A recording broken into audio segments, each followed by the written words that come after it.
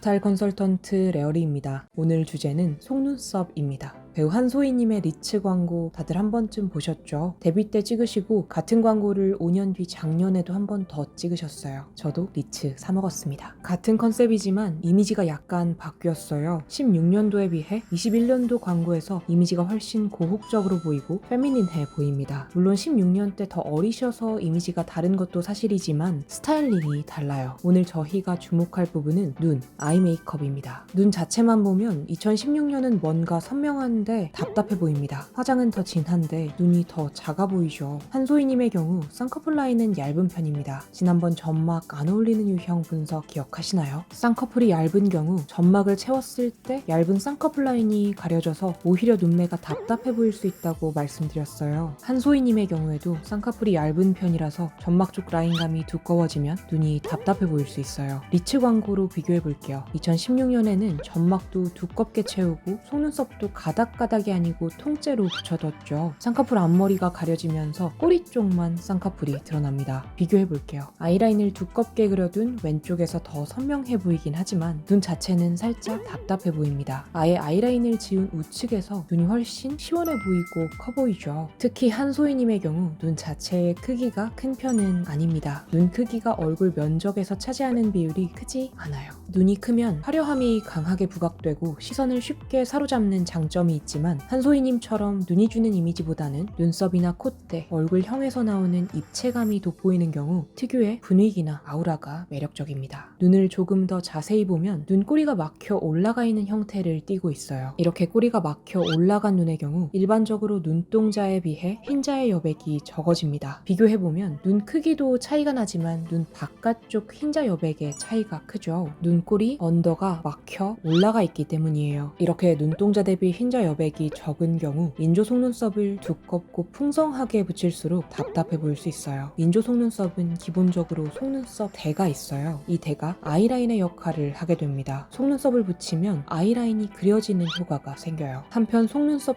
숱이 많아져도 흰자 여백이 가려지면서 좀 더 답답해 보입니다. 속눈썹이 풍성해지면 눈 위쪽이 약간 덮이는 효과가 있어요. 흰자 여백이 더 적어지겠죠. 이렇게 눈꼬리가 막혀 있어 흰자 여백이 적은 눈의 경우 속눈썹을 붙이고 싶다면 속눈썹 대가 투명한 제품을 활용하시거나 속눈썹을 한 올 한 올 잘라 붙여주시면 답답한 느낌이 덜해지게 돼요. 좌측은 아이라인을 강조하고 속눈썹은 길이보다는 숱을 풍성하게 표현한 경우이고 우측은 아이라인은 얇게 그리고 속눈썹 숱보다는 길이만 강조한 메이크업이에요. 우측에서 눈이 더 튀어 보이고 시원해 보입니다. 물론 좌측이 잘못된 메이크업은 절대 아니에요. 좀 더 그윽한 느낌을 주고 싶다면 풍성한 속눈썹을 활용하셔도 좋지만 답답한 느낌이 생길 수 있다는 것을 감안해 주시면 됩니다. 한소희님도 최근에는 속눈썹을 풍성하게 표현하기보다는 얇고 길게 표현하는 메이크업을 즐겨 하시는 편이고 그런 메이크업이 이런 형태의 눈을 더 시원해 보이고 커 보이게 합니다. 내 눈에 맞는 아이 메이크업을 찾으려면 내 눈을 자세히 들여다보고 특징을 파악해 주시는 것이 정말 중요합니다. 눈 모양은 단순히 쌍꺼풀 유무로만 결정되는 것이 아니고 꼬리 높이, 모양, 앞머리 형태, 가로 길이 등 생각하시는 것보다 훨씬 다양한 특징들로 구성되기 때문이에요.